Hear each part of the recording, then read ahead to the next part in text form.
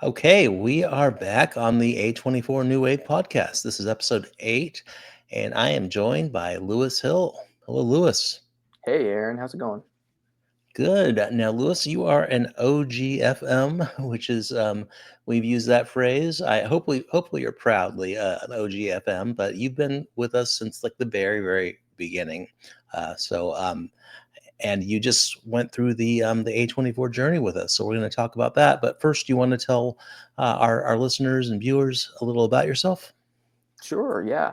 Um, so I am a proud OGFM of Cine Journeys. So been part of the community pretty much right since it started. Um, not too much of a background, to really get into other than I love movies. I consider myself a cinephile. Have been for a serious cinephile, I would say, for the last 15 years or so. And I found Aaron and Jill through Criterion Now, and I think you Aaron previously from other podcasts like on the Mhm. Criterion Cast network, and just been following you guys. And when you created Cine Journeys, it was just a great opportunity to really jump in and be a part of a great film community, that something that I had been lacking and kind of missing, and wanting to be a part of. Well, thank you so much. That's all I wanted. We're gonna. I'm kidding. We just wanted to hear how awesome we are. No, now, okay, you're selling yourself short. You did not just like materialize when we formed this thing. You have been a very strong. I mean, that's the one thing about a community like this is as we grow, as we include more people, it just grows stronger. And I think you have been at the nucleus really of that, for lack of a better term. And for this project, you actually have an even more prominent part. So back up to last year, I guess about 6 months ago, October. Lewis and I went to a movie together. We live in the same state, about an hour and a half or so Hour, about an apart. hour 15. Yeah, and so we went to see Honora. And I don't know if I'd told you at the time, but I had this idea kicking around in my head. I was like, okay, well, I've got this company, it's going well. You know, got a website. What else can I Hmm. do with it? I'd like to write a book. So I've always been a writer. I think you don't know that, but I was thinking about A24, and I think you probably had seen a couple of videos I recorded Yeah. last year, and the idea was germinating. So we went to Honora, had a great time, and that was our first viewing. I've now seen it 4 times. The Criterion's about to get here, so that'll make it 6 to 8 total. Um, and we sat out in the parking lot and talked about it and unpacked it. It was a lot of fun. And Was. really, from that moment on, is when I started writing. Like literally that evening is when I started Wow. writing. So and since then, so and I write fast. So a few months later, I had enough words that this was actually coming together. Jill and I had worked on it. So that, of course, we've been through the Kickstarter. The rest is history. Now we're actually just today we talked about the layout, the design, publication. So it's a lot of fun. But so anyway, long story short, you're more than just you do not have a no background. um, that sounds like a something like a Ben Stiller skit would say. But Yeah. but anyway, it's great to have you. Yeah. But Thanks for having me. so to tee this up, we're talking today because it is now May, and we have just undergone A24 journey. So for people that were not part of the Kickstarter or are not members of Cine Journeys, really this was just a way for me to kind of like, uh, well, not a way for me. Yes, it was a way. I use this platform and this community for my own gain, or at least the project's gain. But really, we kind of I put some films together just based on the writing I'd done and some I hadn't done yet that I wanted to prepare for, and wanted to share that with you guys a little bit. And so we had 3 weeks, and this was after the Kickstarter, after I'd completed watching all the A24 films, and after I had around 100,000 words down. So we had 3 chapters. One was the last one was new horror. The one before that was critical acclaim with that was Lady Bird and First Cow. and then the first one was The Origin. So that was Ex Machina and The Lobster. Very important films. Oh, and the new horror was The Witch and I Saw the TV Glow, which was fun to have more recent film. But Lewis, you had gone a little further, and I know you had started watching some other A24 films throughout the month. So, would love to start there and just ask what kind of what you were exposed to. I know you have a Lean on Pete background. I was pretty high on that movie. So, how was your personal journey away from the journey in April? Yeah. It was fantastic actually. I was pleasantly surprised. Of course, we all know A24's reputation for quality and a certain aesthetic and vibe, and their kind of their place in modern cinema culture. But I was actually surprised how strong it was. So I looked back at Letterbox today, and I ended up watching 17 A24 films Nice. during April. So, not in the grand scheme of things, that's like what, 10% of their total number about, Yeah. but, still pretty good for 1 month. 12 of those were new to me and five were rewatches. So, I think five of the six films in the journey that they were part of the call discussions I Right. had seen. I Yeah. believe first cow was the only one I had not seen. Hmm. um, and it was very rewarding. I chose actually the way I did this, Aaron, is I actually took your ranked list and went through it at the top and started making a short list of all of the ones that I would felt like I was most interested in. Oh, Based on nice. your rating, based on my memory of their critical reception, and the directors, all of that. And it was so rewarding just because typically with me, if I don't catch something, if it's a new release, I don't catch it in the year it comes out or maybe the following year, it kind of gets Hmm. put on the back burner if I don't have a real reason to go to it, even if it's um, a film sometimes by a director, in this case, like Kelly Riker with First Cow or Andrew Yeah. Hay with Lean on Pete, and it just kind of gets pushed back, and that's why it was so rewarding. I would say Lean on Pete was probably my favorite Nice. of the new to me. I mean, I think it's probably on my current A24 list. I think I have it at number five, so very Hmm. high up. Yeah. Um, and then some of the other very very rewarding watches. Definitely First Cow is way up there. Very very impressed by Kelly Reichert. As I always am with her films. And ones that I had a feeling I would like, but maybe caught me a little more off guard, was Joanna Hogg's The Souvenir and The Souvenir Part Two. I Okay. really, really dug both of those films. Part Two I felt was a little bit stronger. That I Richard felt the same. Ayoade director performance, and that you know, uh, spoiler alert for May, that Powell and Pressburger um, influenced kind of finale Certainly. there, that amazing sequence there at the end of that film. So that's a high level of the new to me, and the rewatches were all very rewarding. I didn't have anything that really fell. Lady Bird, The Hmm. Witch, Uncut Gems were all ones that I had really Oh, nice. high Yeah, in I my saw your mind. rating on that. Yeah, Yeah, yeah, that's a fun. and I mean, I say fun movie. um, yes. quotes, air quotes, Well, fun. Any Safdies is air quotes yeah, fun. I found it actually a lot more fun this time than I remembered. I just remembered the anxiety, Yeah.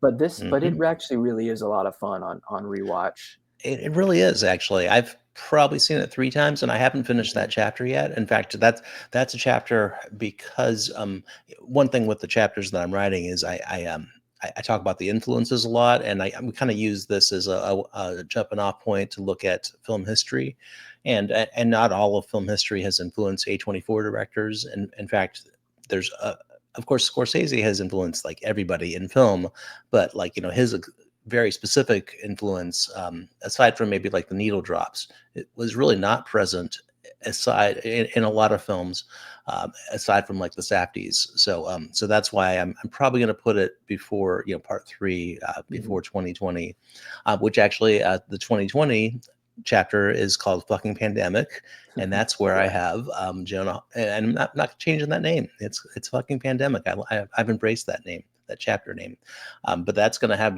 Joanna Hogg. Honestly, she deserves her own chapter, I think, yeah. but I just can't write a 1,000-page book. Mhm. She was kind of I'm not going to say a casualty, but in a way, the both souvenir movies were both very acclaimed, but didn't really find the mainstream audience, or I shouldn't say mainstream, but the widespread audience that a lot of Mhm. A24 films do find. And then The Eternal Daughter is also good, and that was kind of that was a casualty of the Yeah. pandemic because it was shot in a very remote setting, and and I think it's a good film, but I think it could have been could have done more in different circumstances, but that's what they had. Yeah, So The Eternal Daughter was actually probably my next up to watch, so okay, I'll okay. try to Well, get to it soon. I won't spoil it. It's Tilda, so Yep, Tilda, she's always great.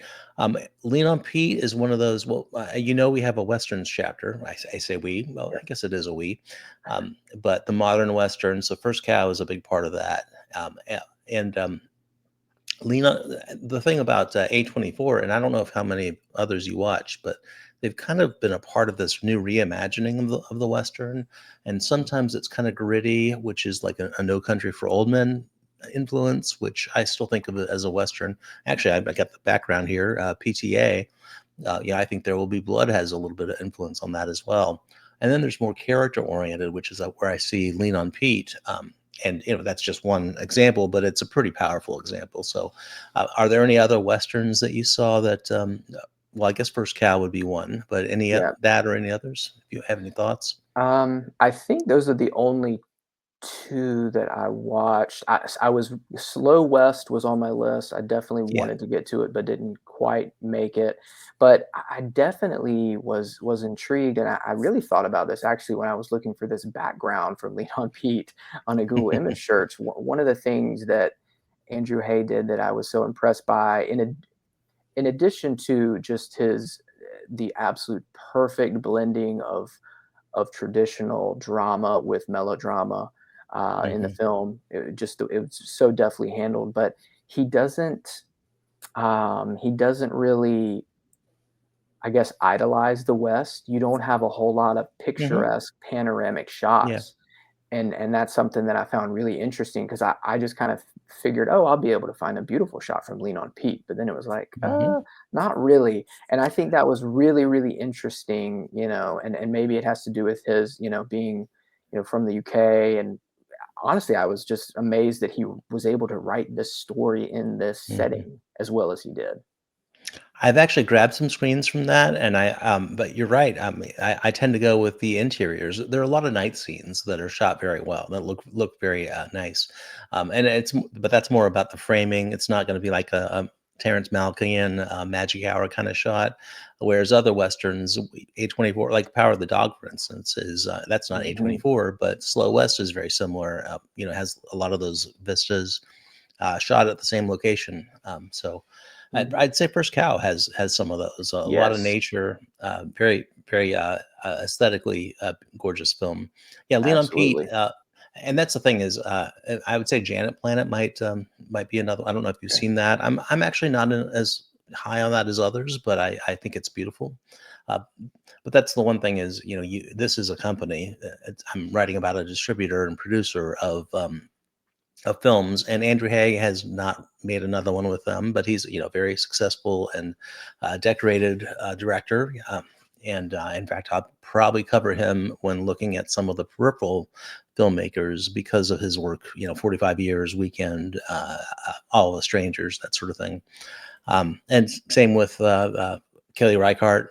She's made a couple. She has one at Cannes this year, so I'm hoping to see that. She has two in A24, but of course she has a larger body of work. Um, but yeah, so any other standouts from the month? I Um, know we have the ones you rewatched.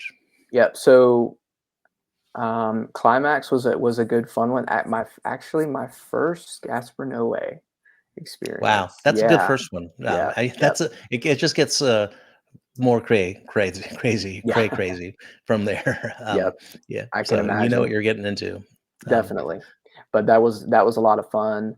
I didn't really there was maybe only I think only of the 17 I either watched for the mhm, first time or rewatched, maybe only one is one that I would say that I didn't really care for. It was all at least it was fun or interesting, to get mhm. the heart on Letterbox for me, which is basically just a thumbs up. So, Nice. yeah, Well, it's funny how we all have our systems there, but, yes. yeah, no, I will be honest with you, having watched them all, Mhm. that was sometimes enjoyable, Mhm. sometimes not. There are some bad films. I think you might Yeah. remember a couple slides from the month. I shared some of the ones Mhm.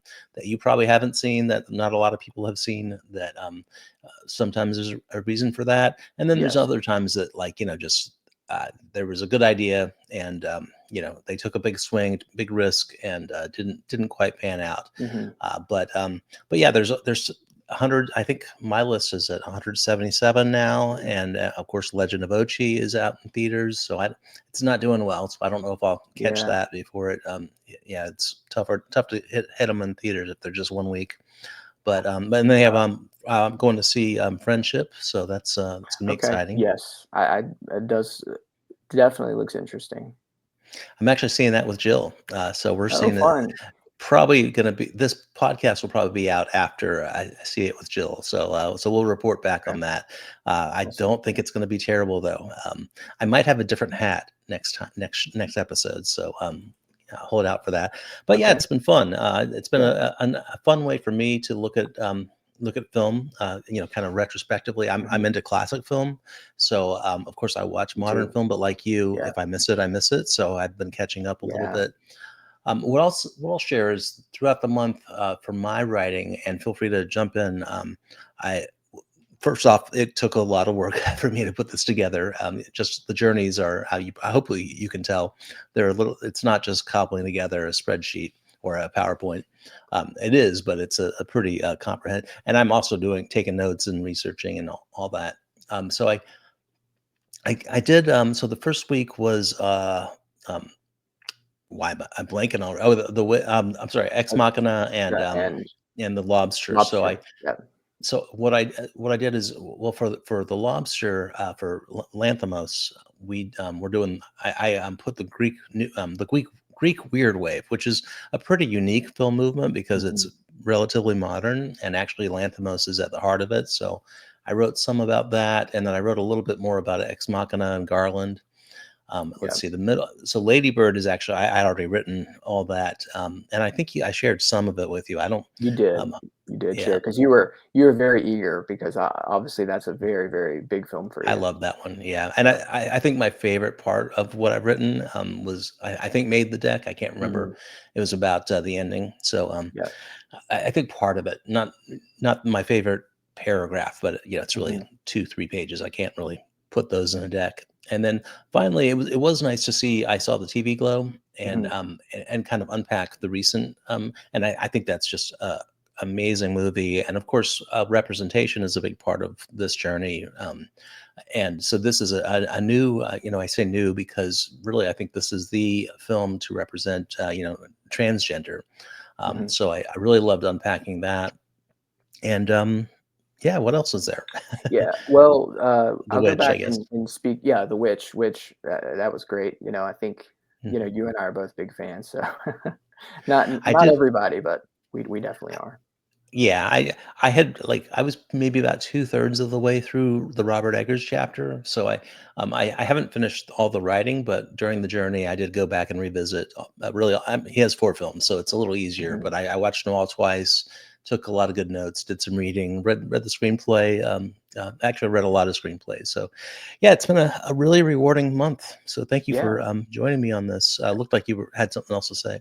Oh, yeah, I was just gonna say, speaking of The Witch and The Lobster, those were 2 films that I revisited that Mm, was very high on, very much like, but hadn't seen them in the decade since they came out when I saw them in theaters, and I really felt like because that each of those films was my first experience with that respective directors. My first Lanthimos and The Mm. Witch was my Oh, first nice. Eggers, and I feel like I just haven't been as high on their other films. I don't really dislike many of the other films, but I'm just sort of like, oh, they're good, they're pretty good.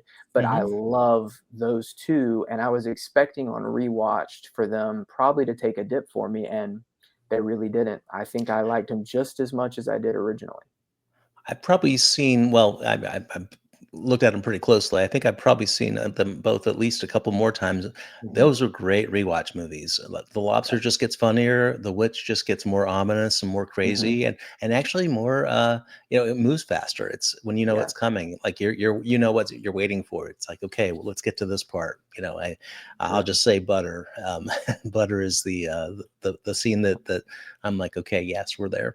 Yeah. Well, great Um, discussion. Thanks again for digging into this. And yeah. anywhere people can find you, your letterbox or anything, or Yep. online, You can find me on Letterbox. I'm on there as Lewis Hill or, at the Wet Bandit right? 81.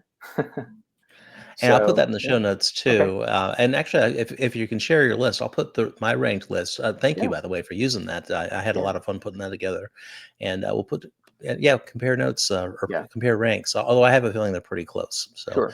well, thanks for joining, Lewis. Yeah. Yeah. Thank you, Aaron.